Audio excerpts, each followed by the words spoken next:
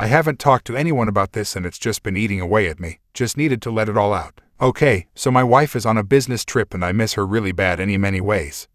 Though very much so sexually. I don't like to masturbate to porn because of my beliefs. However, I am a visual kind of guy and it's hard to get off on fantasy alone. I remember that she had said she had nude pics of herself on her dead laptop. She did warn me that these were for another guy and that there were pics of him on there too. I figured I could handle this, and decided to go digging for the pics using special recovery tools I have. So I find the pics and like she said there was one of him on there. Now this guy was a married man going through a divorce when she met him. When I met her she was sorta seeing him and I became the other man to the mistress of a married man. Kinda weird. Anywho, I got curious about their chatting history.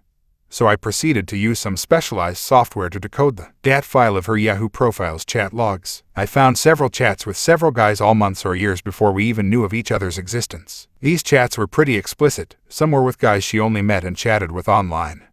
Some with guys she knew in person. I found some that indicated she had been with 2 guys at once, something she had never told me about. In the chats with the married dude, I found out more information than I care to know about their sexual relationship. He lived a long ways away BTW and she visited him and they had sex. I also found out that she had sex with an acquaintance of ours and screamed the married dude's name when the guy was inside of her. I already hated this acquaintance.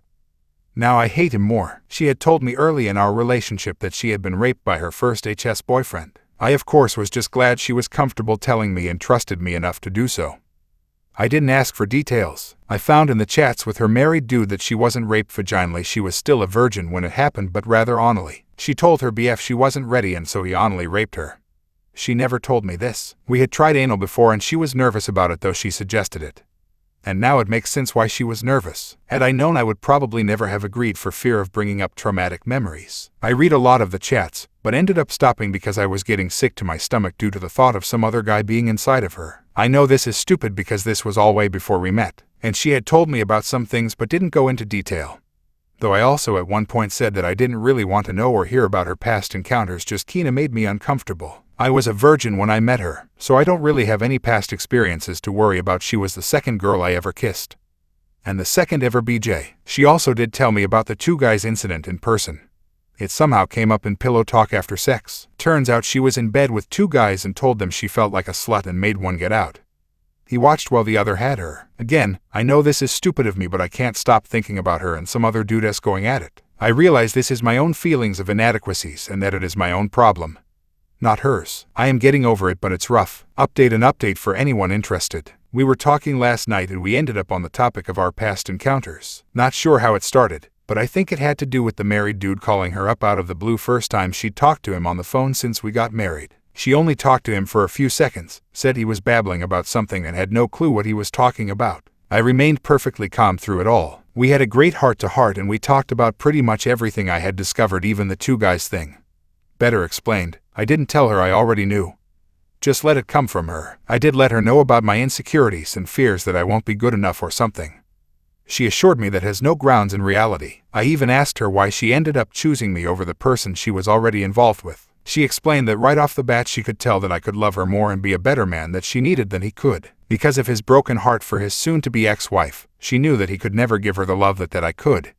He never loved her with the same passion. This was great to hear as well and was a great self-image booster. It was a great night. We spent hours just talking. The whole thing was very intimate and we both feel much better for having talked about it all. Thanks everyone who had constructive and honest advice. Sometimes the best advice is the most honest and hardest to hear. Fiancé 28 male wants to end our relationship because I 27 female didn't choose him first.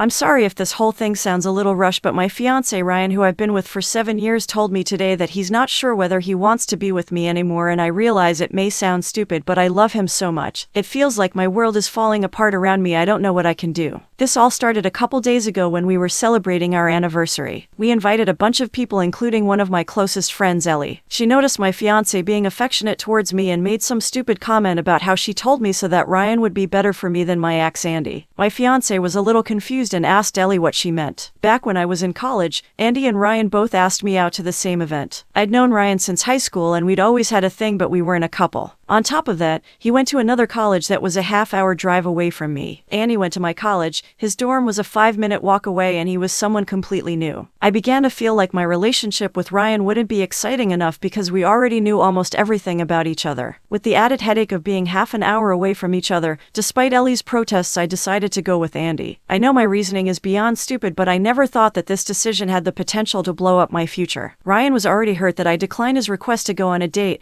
I didn't want to make him feel worse by telling him that I was going with someone else, not that it mattered because he stopped talking to me for about 6 months. During this time, it became obvious that me and Andy weren't right for each other, so we ended it. When me and Ryan began talking again, I realized how much I missed him and that he was perfect for me, so I asked him out. He was overjoyed, and that's how we got to this point. For the rest of the party, I could tell that his mood was off. He kept pulling away from my kisses, touches, and responded to me with short one-sentence answers. After the party, when I asked him what was wrong, he just said that he felt sick. For the next 2 days, he continued to be cold and distant. I had no idea what was happening, so I waited patiently for him to become comfortable enough to tell me. Today, he told me the reason he'd been acting off. From the story, it sounded like I had kept him as my backup or plan B in case my relationship with Andy failed, and that it was especially messed up since we'd obviously had feelings for each other long before then. He also said that he deserved to be someone's first choice. I thought that this was just an insecurity that we could get through, but then he went on to say that he's not sure whether he can see our relationship in the same light anymore, so it might be best if we split up.